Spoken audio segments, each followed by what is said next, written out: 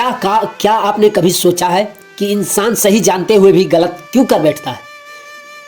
क्यों कई बार हम मेहनत करते हैं फिर भी मन अशांत रहता है? और क्यों कुछ लोग बिना किसी डर और तनाव से अपने कर्म करते चले जाते हैं, जबकि बाकी लोग परिमाण के डर से टूट जाते हैं?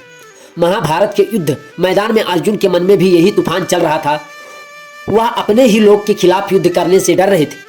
तब भगवान श्री कृष्ण ने ऐसा ज्ञान दिया जो आज भी हर इंसान की जिंदगी बदल सकती है। भागवत गीता की तीसरी अध्याय कर्मयोग, एक ऐसा अध्याय जो हमें सिखाती है कि जीवन में सफलता, शांति और मुक्ति तीनों का रास्ता कर्म से होकर गुजरता है।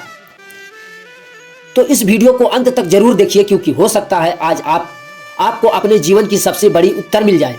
तो नमस्कार मित्रों, आपका स्वागत है हमारे ओम भक्ति ऑफिशियल चैनल पे। आज हम बात करने वाले हैं भागवत गीता की तीसरी अध्याय कर्मयोग की। यह केवल एक धार्मिक अध्याय नहीं, बल्कि जीवन को सही दिशा देने वाली ऐसा ज्ञान है जो इंसान की सोच पूरी तरह से बदल सकती है। दूसरे अध्याय में भगवान श्री कृष्ण ने अर्जुन को आत्म का ज्ञान दिया था।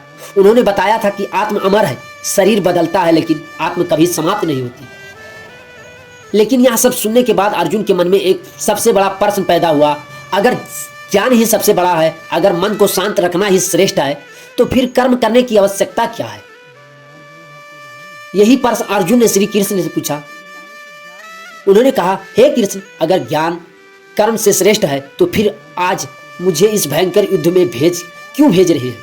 दोस्तों, यह केवल अर्जुन का नहीं है, आज भी लाखों लोग यही सोचते हैं। कई लोग कहते हैं, मैं बस शांति से रहना चाहता हूँ, मुझे किसी झंझट में नहीं पड़ना है, मैं जिम्मेदारी से दूर जाना चाहता हूँ। लेकिन सच में कर्म से भागकर शांति नहीं मिलती। भगवान श्री कृष्ण ने मुस्कुराया और फिर उन्होंने अर्जुन को जीवन की सबसे बड़ा सत्य बताया। उन्होंने कहा, इस संसार में कोई भी व्यक्ति एक पल के लिए भी बिना कर्म किए नहीं रह सकता। सोचिए, अगर आप बाहर से शांत बैठे हैं, तब भी आपका मन सोच रहा होता है, आपकी भावनाएं चल रही होती, आपकी इच्छाएं काम करती है। यौनिक कर्म केवल शरीर से नहीं होता, मन से भी होता है।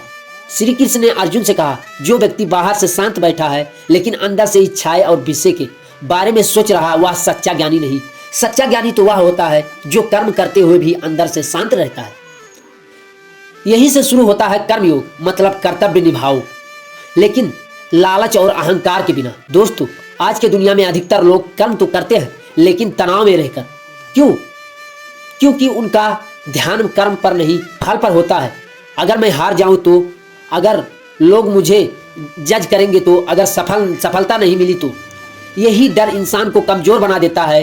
श्री कृष्ण कहते हैं, तुम्हारी अधिकार केवल कर्म करने पर है, फल की चिंता नहीं।